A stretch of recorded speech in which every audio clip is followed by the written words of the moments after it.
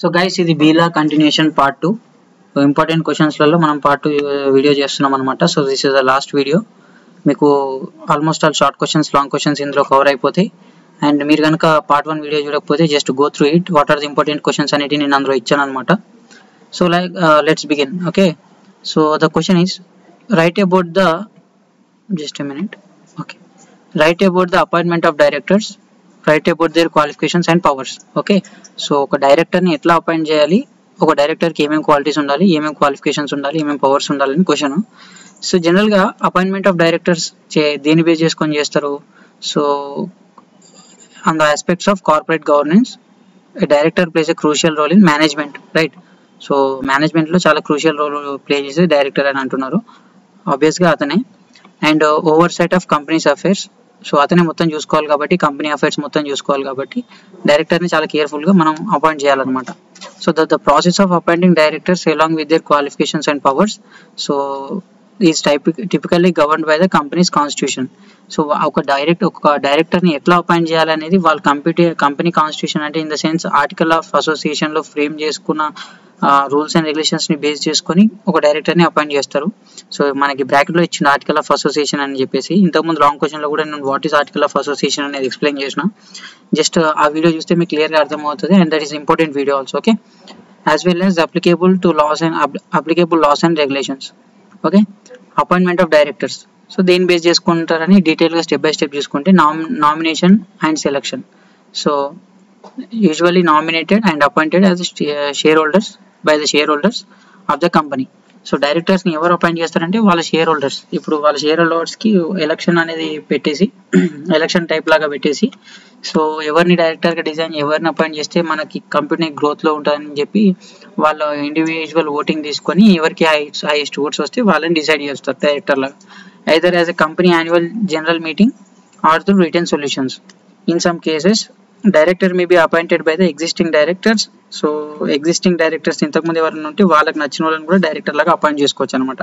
So based on the situation. Okay, so ఎట్లా కంఫర్టబుల్గా ఉంటే అట్లా అపాయింట్ చేస్తారనమాట. Such as regulatory body and of A court. So వాళ్ళ ఇంకా టీమ్ మెంబర్స్ కానీ, స్టాఫ్ మెంబర్స్ కానీ, వాళ్ళ స్టాఫ్ ఫ్యాకల్టీ, సో వాళ్ళని బట్టి అట్లా వాళ్ళకి నచ్చిన వాళ్ళని కూడా మన డైరెక్టర్ లాగా అపాయింట్ చేసుకోవచ్చు. నెక్స్ట్ వీళ్ళ క్వాలిఫికేషన్స్ చూస్తే guys, so qualifications of the director may vary by jurisdiction and the type of company. So directors are generally expected to possess certain attributes and qualities. So qualifications elanti undalante based on the company. Okay, suppose software company అయితే అతను మంచి background, BTech background అయి ఉండో, లేదంటే ఏదైనా system, computer software అలాంటి programming languages నేర్చుకొని ఉన్న వాళ్ళు. అదే నాన్ కోడింగ్ కంపెనీలు, అలాంటి ఆఫీసెస్, సపోజ్ రియల్ ఎస్టేట్ అనుకోండి, సో అందులో దానికి సంబంధించిన నార్మల్ డిగ్రీస్ అలా ఉన్నా కానీ, but having good knowledge they will be eligible for directors to become director. Okay, so based on field, based on our working nature. Next వచ్చేసి integrity and honesty.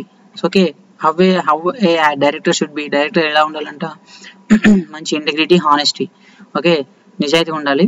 Sound judgement and decision making skills. Okay, decision తీసుకునే skills ఉండాలి. So వేరే వాళ్ళు ఏం చెప్తే అది కాకుండా తనకి నచ్చిన డిసిజన్స్ ఏది కరెక్ట్ అనిపిస్తుందో దాన్ని చూసి డిసిజన్ తీసుకునేటట్టు అంత స్కిల్డ్ పర్సన్ అయి ఉండాలన్నమాట.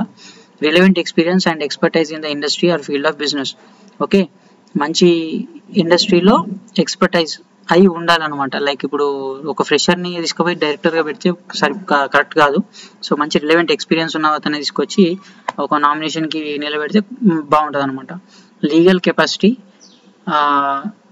Not disqualified by law from serving as a director. Okay, compliance with any special requirements outline in the company constitution or applicable laws. Okay, next company laws తగ్గట్టుగానే అతను నిర్వహించాలి అతని కార్యక్రమాలను, అగెనిస్ట్కి వెళ్ళొద్దు. ఓకేనా, సో అలా వెళ్ళినప్పుడు చాలా ఇబ్బందులు ఫేస్ చేయాల్సి వస్తుంది గైస్. సో అలా ఉండొద్దు అనమాట. నెక్స్ట్ వచ్చేసి appointment process. So what is appointment process guys? The process of appointing directors typically involves nominations. Okay, nomination అనేది ఉంటుంది. So share holders purpose candidates propose candidates for directorship. Okay, voting. Appointing process ఎట్లా ఉంటుంది అంటే nomination, voting system అనేది ఉంటుంది. And resolution, మనం ఇంత share holders voting చేస్తారని కూడా చెప్పినాం మనం. అండ్ వచ్చేసి resolution. Written constitution may be used in place of physical meeting to appoint directors depending on the company's constitution and relevant laws. సో అంత అవసరం లేదు అది థర్డ్ది. అండ్ సెకండ్ ఫస్ట్ 2 పాయింట్స్ రాసుకోండి. నెక్స్ట్ వచ్చేసి power of directors. So what are the power of directors guys? Managing and decision making. So ఒక డైరెక్టర్కి ఉండాల్సిన పవర్స్ ఏంటి? డిసిజన్ తీసుకోగలగాలి, మేనేజ్మెంట్ స్కిల్స్ ఉండాలి, డిసిజన్ మేకింగ్ చేసుకోగలగాలి. That is what. And the points also given related to that only. So just go through it. Okay. Next corporate governance. What is corporate governance అనేది మనకు తెలియాలి. Directors are tasked with the ensuring that company compliance with all legal regularity requirements. Okay. So as well as ethical standards, best practices. Okay. Legal activities లోనే director అనేది తన works చేసుకోవాలి. Illegal activities చేసి కంపెనీకి bad name తెచ్చే విధంగా అయితే ఉండొద్దు. కార్పొరేట్ గవర్నెన్స్ అనేది ఉండాలన్నమాట. అండ్ నెక్స్ట్ వచ్చేసి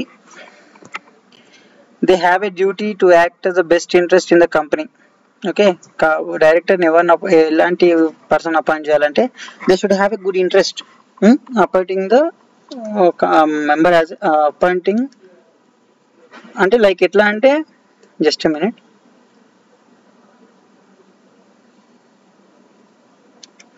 సో గైస్ ఎట్లా అంటే best interest in company and share holders, excising care, skill, intelligence and decision making. So వాళ్ళ షేర్ హోల్డర్స్ ఒపీనియన్ కూడా కన్సిడర్ చేయాలన్నమాట. వాళ్ళకి నచ్చిన డిసిషన్స్ కాకుండా సో కంపెనీ కేర్ తీసుకొని వాళ్ళ స్కిల్ని ఎగ్జిక్యూట్ చేసి షేర్ హోల్డర్స్ డిసిజన్ తీసుకొని వాళ్ళందరినీ బేస్ చేసుకొని అప్పుడు కంపెనీ యాక్టివిటీస్ పర్ఫామ్ చేయాలన్నమాట. నెక్స్ట్ వచ్చేసి డెలిగేషన్ అండ్ సూపర్విజన్. సో వర్క్ని డెలిగేట్ చేయాలి అంటే డివైడ్ చేయగలగాలి అండ్ సూపర్వైజ్ చేసుకోగలగాలి. సబార్డినేట్స్కి మన వర్క్ని డెలిగేట్ చేయాలన్నమాట.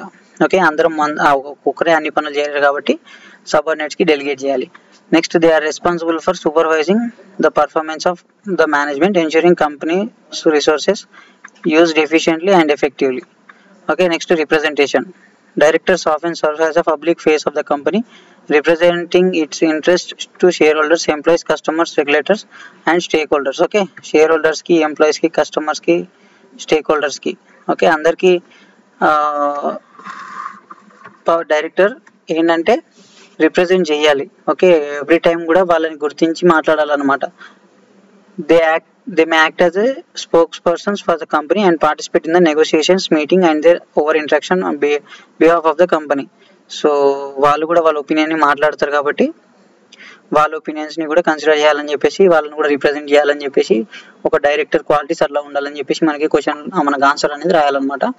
నెక్స్ట్ వచ్చేసి డైరెక్టర్ గురించి అయిపోయిన తర్వాత write about the consumer protection act in India. So this is important guys. Consumer protection act అనేది సో ఎప్పుడు జరిగింది? Consumer protection act 2019. మీరు ఇయర్ కూడా మెన్షన్ చేయాలి. సో అసలు what is this consumer protection act అంటే it is a comprehension legislation enacted in India to safeguard interest of consumers and provide them with effective and timely redressal. Okay. Effective and timely redressal of grievances. Okay. Like ఏంటంటే consumer protection act ఏంటంటే government of India consumer protection అంటే food విషయంలో కానీ కల్తీ జరగకుండా చూసుకోవడం కోసం ఈ యాక్ట్ అనేది తీసుకొచ్చింది అనమాట. ఓకేనా. సో ఆబ్జెక్టివ్ ఏంటి? Primary objective of consumer protection act is protecting the rights of the consumer by promoting fair trade practices. So trade అంటే మంచి బిజినెస్ అని ఫెయిర్గా ఉండాలి, ఎలాంటి మోసాలు అనేవి ఉండొద్దు అనమాట. And preventing unfair and restrictive trade practices by the business and ensuring availability of effective mechanism to consumer redressal. Next consumer protection authority. Okay. Next ఏంటంటే కన్స్యూమర్ ప్రొటెక్షన్ అథారిటీ ఇదొక ఆర్గనైజేషన్ లాగా అనుకోండి. This act establishes the central consumer protection authority as a regulatory body responsible for protecting and enforcing consumer rights. Okay. So ఈ authority ఏం work చేస్తుంది? Promote చేస్తుంది, protect చేస్తుంది and enforce consumer rights. So consumer rights ఏవైతే ఉన్నాయో అవన్నిటిని protect చేయడం, promote చేయడం ఇవిలో మేజర్ వర్క్ అనమాట consumer protection authority. Okay. The CCPA has wide ranging powers to investigate and take actions against unfair trade practices. వీళ్ళకు powers ఉంటాయి అనమాట. ఈ అథారిటీ వాళ్ళకి పవర్స్ ఉంటాయి. ఏమని? వాళ్ళు ఇన్వెస్టిగేట్ చేయొచ్చు. సపోజ్ హోటల్లోకి వెళ్ళి ఇన్వెస్టిగేట్ చేయొచ్చు ఫుడ్ బాగాలేకపోతే. And if there is unfair అంటే ఫేర్గా లేకపోతే, వాళ్ళ బిజినెస్ అనేది ఫేర్గా లేకపోతే అండ్ మిస్లీడింగ్ అడ్వర్టైజ్మెంట్స్ ఉంటే కనుక, వాళ్ళ వైలేషన్స్ కనుక అంటే వాళ్ళకు ఉన్న రూల్స్ కంటే వైలేట్ చేస్తూ వాళ్ళ ఫుడ్ మ్యానుఫ్యాక్చరింగ్ కానీ అలాంటివి జరిగినప్పుడు వాళ్ళ పైన కేసు వేయడం కానీ, వాళ్ళ పెనాల్టీస్ వేయడం కానీ అలా చేయొచ్చు అనమాట. Next penalties and enforcement. The Act prescribes penalties for various offences, including non-compliance with order of consumer dispute redressal form, false of misleading advertisements and unfair trade practices. So same as it is మనం ఇంతకుముందు చెప్పుకున్న లాగానే, ఎందుకంటే unfair trade practices చేసినప్పుడు penalties అనేది వేస్తారనమాట. And next one వచ్చేసి guys, next question, define business ethics. And that ఒక పాయింట్ ఉంది, మీరు దాన్ని చూసుకోండి. జస్ట్ నార్మల్గా అవన్నీ ఆల్రెడీ డిస్కస్ చేసినాం కాబట్టి సో మళ్ళీ రిపీట్ చేద్దాం అనుకుంటున్నాను నేను, time waste process. So guys ఇప్పుడు నెక్స్ట్ ఏంటంటే define business ethics and explain it's characters. Okay, so business ethics refers to the moral principles and values that govern the behavior of and the decisions of individual and organization in the business world. Okay, so business ethics అంటే ఏంటి? Moral values, like business అంటే నీతి నిజాయితీ ఇవన్నీ business చేసేటప్పుడు ఉండాల్సిన లక్షణాలు అనమాట, moral principles. Okay, values that govern the behavior and decisions of individuals in the organization. So ఉన్న ఎథిక్స్, మన మోరల్ ప్రిన్సిపల్స్ మన బిహేవియర్ని, మన క్యారెక్టర్ని, మన బిజినెస్ని డిసైడ్ చేస్తాయి అనమాట. Okay, what kind of persons we are and what the business we are doing అనేది. These principles guide business interact with stakeholders including customers, employees, suppliers. So overall the part of this business, stakeholders కానీ, employees కానీ, suppliers కానీ, shareholders, community at large అందరు కూడా business లో part కాబట్టి so అందరికి కూడా moral values, ethics అనేవి ఉండాలి. ఒకళ్ళపైన ఒకళ్ళు కొంచెం అంటే కొంచెం రెస్పెక్ట్ ఇస్తూ మాట్లాడుకోవాలన్నమాట. ఓకేనా, బిజినెస్ చేయాలంటే ప్రతి ఒక్కరికి సెల్ఫ్ రెస్పెక్ట్ అనేది ఉంటుంది కాబట్టి డ్యామేజ్ చేయొద్దు. ఓకేనా, నెక్స్ట్ వచ్చేసి integrity. Integrity in the sense acting with honesty and transparency, ఏదైనా క్లియర్ కట్గా నిజాయితీగానే చేయాలన్నమాట బిజినెస్ అనేది. నెక్స్ట్ వచ్చేసి ఫ్రాడ్స్ అనేది చేయొద్దు. Respect for stake holders, so మన బిజినెస్లో ఇన్వెస్ట్ చేసిన వాళ్ళు కానీ, ఓకే, మన బిజినెస్ పార్ట్నర్స్ కానీ వాళ్ళందరికీ కూడా రెస్పెక్ట్ ఇచ్చి మాట్లాడుతూ ఉండాలి. ఫేర్నెస్, ఏదైనా ఫేర్గా ఉండాలి. And accountability. మనం బిజినెస్ వేరే, ఇప్పుడు సపోజ్ ఒక ఓనర్ బిజినెస్ మనం యాజ్ ఏ మేనేజర్ లాగా నడిపిస్తున్నప్పుడు accountable, we should feel responsible అనమాట. అంటే మనం మన చేతికి ఏదైతే బిజినెస్ ఇప్పిండో అది లెక్క రూపాయితో సహా ఆయనకు అప్పచెప్పాలి. అలాంటి పైసలు దొరుకుతాయి కదా అని కమిషన్లు అంటే మోసాలు చేసేది అనేది చేయొద్దు అనమాట. అలాంటప్పుడు ఏదో ఒక రోజు దొరకాల్సి వస్తుంది, పేరు ఇమేజ్ డ్యామేజ్ అవుతుంది. Complaints with laws and regulations. Okay, so laws and రెగ్యులేషన్స్కి అదేర్గా ఉండాలన్నమాట. మనం బియాండ్ లాస్ అండ్ రెగ్యులేషన్స్ అనేది బిజినెస్ చేయకూడదు. Correct timings, rules and regulations అనేవి ఫాలో కావాలి. నెక్స్ట్ ఏంటంటే social responsibility. So it is a social responsibility. జనాల సంక్షేమం గురించి కూడా ఆలోచించాలి. మనం బిజినెస్ చేస్తున్నామంటే ఒకరికి లైక్ జనాలకి లాస్ వస్తుందంటే we should not to go with that. Okay, ethical relationship అంటే రెండు సైడ్లో కూడా మనకు వెల్ఫేర్ జరగాలి అండ్ వాళ్ళకి కూడా అదర్ పార్టీకి కూడా వెల్ఫేర్గా ఉండాలన్నమాట. ఎథికల్ లీడర్షిప్ అనేది ఎథికల్గా ఉండాలి. ఓకే, నెక్స్ట్ అనేది లాంగ్ టర్మ్ ఓరియంటేషన్. బిజినెస్ అనేది లాంగ్ టర్మ్ కాబట్టి సో డిసిజన్స్ కూడా కొంచెం లైక్ సస్టైనబుల్ డిసిజన్స్ అనేవి తీసుకోవాలన్నమాట. ఓకేనా, focusing on short term profits. So short term profits కంటే ఫోకస్ చేసి షార్ట్ టర్మ్ ప్రాఫిట్స్ కోసం ఏదో చేసినాం అయిపోయిందని కాకుండా లాంగ్ టర్మ్ సక్సెస్ కోసం అనేది మనం డిసిషన్స్ అనేది తీసుకోవాలన్నమాట. Next open communication. ఏదన్నా కానీ ఓపెన్ కమ్యూనికేషన్ ఉండాలి. ఓకేనా, లోపల ఇద్దరి మధ్యలో అంటే సీక్రెట్స్ అనేవి ఏం మెయింటైన్ చేయొద్దు బిజినెస్ చేసేటప్పుడు. అంటే బయట వాళ్ళకి చెప్పొద్దు మన secrets, but our team members, managers, everything should be open and fair. Okay, మన ఓనర్కి ఇవ్వాలి, ఏదంటే అది ఓపెన్గా చెప్పేసేయాలి. Next continuous improvement. Okay, continuous improvement కోసం అనేది చూసుకోవాలన్నమాట. So these are all the business related what are we can say characteristics. Okay, so characteristics. Next ఇప్పుడు షార్ట్ క్వశ్చన్స్కి వెళ్తున్నాం గైస్. సో షార్ట్ క్వశ్చన్స్ వచ్చేసి కాంట్రాక్ట్. సో కాంట్రాక్ట్ అంటే మనందరికి తెలుసు, it is a legally binding agreement. నేను already contract అంటే ఏందో ఫస్ట్ వీడియోలో ఎక్స్ప్లెయిన్ చేశాను. సో మీరు జస్ట్ ఒక్కసారి అట్లా వెళ్ళి చూస్తే మీకు కాంట్రాక్ట్ డెఫినేషన్ అర్థమైపోతుంది. ఆల్మోస్ట్ ఆల్ మనం ఏదైతే లాంగ్ వీడియోస్ నేర్చుకున్నామో that same long videos explanation will be written in the short videos also. The same marks will be provided. Okay, short video 5 marks వస్తుంది, long video 8 marks వస్తుంది. Like ఒక page రాయండి short video అయితే, long videos అయితే ఒక 3 pages రాయండి. And next ఏంటంటే కాంట్రాక్ట్స్లో ఉండేది ఒకటి ఆఫర్ ఒకటి గైస్, అండ్ యాక్సెప్టెన్స్ ఒకటి. ఆఫర్ అంటే ఇచ్చేవాడు ఇచ్చేసేది ఆఫర్. ఒక ప్రోడక్ట్ మనకి ఇస్తుంటే దాన్ని ఆఫర్ అంటాము, అది తీసుకునేవాడు యాక్సెప్ట్ చేసేది దాన్ని యాక్సెప్టెన్స్ అంటాము. ఓకే, కన్సిడరేషన్ అంటే ఎందుకు అంటే ఏదో మనీ డబ్బులు దేనికోసం, డబ్బుల కోసము లేదంటే ఏదైనా గూడ్స్ కోసము ఇద్దరి మధ్యలో ఒప్పందం జరుగుతుంది కదా, దాన్ని మనం కన్సిడరేషన్ అని అంటారు అన్నమాట. ఓకేనా. అయితే ఇక్కడ కంపెనీ, నెక్స్ట్ కంపెనీ వచ్చేసి గైస్, కంపెనీ అంటే is an organization formed by group of people. Okay, group of people తోని ఫామ్ అయిన ఆర్గనైజేషన్. ఎందుకు? ఫర్ బిజినెస్ యాక్టివిటీస్ చేయడం కోసం. ఎందుకు? ప్రాఫిట్ జనరేట్ చేయడం కోసం, అవునా. సో అది వేరీ ఉంటుంది, సైజ్, స్ట్రక్చర్, పర్పస్ బట్టి బిజినెస్ అనేది నడుస్తూ ఉంటుంది అనమాట. సో కొన్ని ఏమో స్మాల్ స్కేల్లో ఉంటాయి, కొన్ని లార్జ్ స్కేల్లో ఉంటాయి. ఒక సింగిల్ పర్సన్ నడిపిస్తాడు, మల్టిపుల్ పర్సన్స్ నడిపిస్తారు, అవును. So such as technology influence ఉంటుంది, finance, health care, manufacturing, retail అన్ని బేస్ చేసుకొని ఉంటుంది అనమాట కంపెనీ అనేది. ఓకేనా. And this company is found with the shareholders, employees, customers. Okay. Next వచ్చేసి bailment guys. Bailment in the sense, bailment refers to the temporary transfer of possession of a person's property from one person to another. Okay, is a temporary transfer of property, like personal ప్రాపర్టీని ఇంకొక పర్సన్కి transfer చేయడం. ఎందుకంటే ఏదైనా ఏదైనా some other issues ఉండడం వల్ల temporary ట్రాన్స్ఫర్మెంట్ని మనం బెయిల్మెంట్ అని అంటారు. So who holds the property for a specific purpose for period of time and oblique to return it. Okay, కొంత సమయం వరకు ఆమె పేరు మీద ఉంటుంది, మళ్ళీ ఆయనకు రిటర్న్, ఎవరి పేరు మీద అయితే ఉండేనో ఇంతకుముందు వాళ్ళ పేరు మీదకి రిటర్న్ చేయాలన్నమాట. ఓకేనా. So that is called bailment అనమాట. అండ్ ప్లెడ్జ్ వచ్చేసి, pledge and nothing but is a promise అని చెప్పుకోండి. Okay, it is a type of bailment where personal properties transfer as a security for డెప్ట్ ఆర్ ఆబ్లిగేషన్. ఓకే, సో అది కూడా ఒక type of specific type of bailment అనుకోండి.